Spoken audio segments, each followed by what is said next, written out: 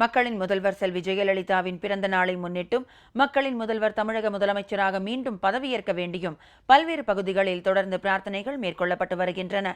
காரைக்குடியில் 10,000க்கும் மேற்பட்ட பெண்கள் பால்குடம் எடுத்து வழிபாடு நடத்தினர். திருவண்ணாமலை மருசூர் அகத்தீஸ்வரர் கோயிலில் 267 பெண்கள் பால்குடம் சுமந்து வழிபட்டனர். அமைச்சர் திரு முக்கூரியன் சுப்பிரமணியன் கலந்து கொண்டார்.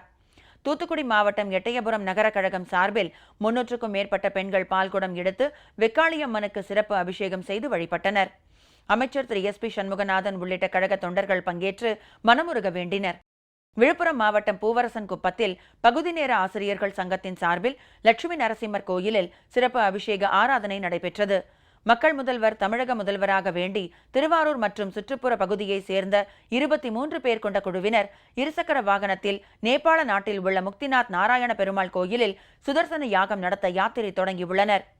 நீலகிரி மாவட்டம் கோத்தகிரியில் படுகர் இன மக்களின் குல தெய்வமான ஹிரியோடையா கோயிலில் 108 தேங்காய் உடைத்து சிறப்பு பூஜை நடைபெற்றது. கன்னியாகுமரி சட்டமன்ற தொகுதி கழகம் சார்பில் நெடுவிளை ஊசிக்காட்டு சுடலைமாட சுவாமி கோயிலில் சிறப்பு பூஜைகள் நடைபெற்றது.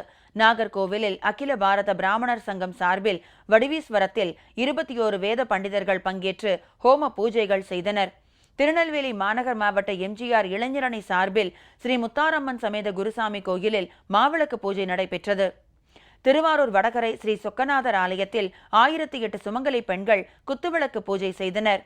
மீனாட்சி அம்மனுக்கு சிறப்பு அபிஷேகமும் பெண்களுக்கு சேலை, குங்குமம், மஞ்சள் உள்ளிட்ட மங்கள பொருட்களும் அன்னதானமும் வழங்கப்பட்டன. தூத்துக்குடி பரிசுத்த அன்ரேயா ஆலயம், கர்த்தரின் ஜெபவீடு உள்ளிட்ட இடங்களில் சிறப்பு பிரார்த்தனைகள் நடைபெற்றன. ஒட்டப்பிடாரம் மாதா ஆலயத்தில் சிறப்பு பிரார்த்தனை நடைபெற்றது. இதனிடையே மக்கள் முதல்வரின் பிறந்த நாளையொட்டி பல்வேறு பகுதிகளில் நலத்திட்ட உதவிகளும் வழங்கப்பட்டு வருகின்றன. திருவண்ணாமலை மருசூரில் 1067 பேருக்கு அமைச்சர் திரு முக்கூரியன் சுப்பிரமணியன் வேட்டி சேலைகள் உள்ளிட்ட நலத்திட்ட உதவிகள் மற்றும் அன்னதானம் வழங்கினார். கடலூர் மாவட்டம் திட்டக்குடியில் திரு அருண்மொழி தேவன் MP 1000 பேருக்கு அன்னதானம் வழங்கினார். விழுப்புரத்தில் உள்ள கிருபாலயா முதியோர் இல்லம் மற்றும் ஆதரவற்ற சிறுவர் இல்லத்தில் வடக்கு மாவட்ட கழக மாணவர் அணி சார்பில் டாக்டர் லட்சுமணன் MP கலந்து கொண்டு அன்னதானம் வழங்கினார். கும்பகோணம் 34வது வட்டக்கழகம் சார்பில் பெண்களுக்கு சேலைகளும் பள்ளி மாணவ மாணவிகளுக்கு நோட்டு புத்தகம் மற்றும் இனிப்புகளும் வழங்கப்பட்டன. கோத்தகிரியில் உள்ள ஆதரவற்றோர் குழந்தைகளுக்கு மாவட்ட கழகம் சார்பில் கம்பளி போர்வைகள் மற்றும் அன்னதானத்தை திரு KR அர்ஜுனன் MP வழங்கினார். மதுரை புறநகர் மாவட்ட கழகம் சார்பில் மருத்துவ முகாம் நடைபெற்றது. இதில் ஏராளமான பொதுமக்கள் கண், பல், காது, மூக்கு, தொண்டை உள்ளிட்ட மருத்துவ பரிசோதனைகளை மேற்கொண்டு பயனடைந்தனர். கள்ளிக்குடி ஒன்றியத்திற்கு உட்பட்ட பல்வேறு பகுதிகளில் 2000க்கும் மேற்பட்டோருக்கு அன்னதானம் வழங்கப்பட்டது. புறநகர் மாவட்ட கழக மாணவர் அணி சார்பில் திருப்பாலை ஆதரவற்றோர் இல்லத்தில் உள்ள குழந்தைகளுக்கு அறுசுவை உணவு வழங்கப்பட்டது. தஞ்சை ஜெபமாலைபுரத்தில் ஒன்றிய கழகம் சார்பில் பொதுமக்களுக்கு அன்னதானம் வழங்கப்பட்டது.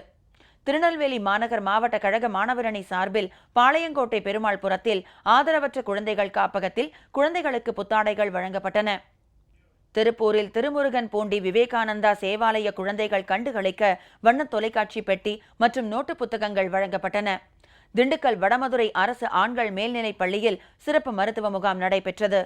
தருமபுரி கடமடை காந்தி சேவாலய இல்லத்தில் தங்கியுள்ள 67 குழந்தைகளுக்கு சீருடைகள் மற்றும் அறுசுவை உணவு வழங்கப்பட்டது.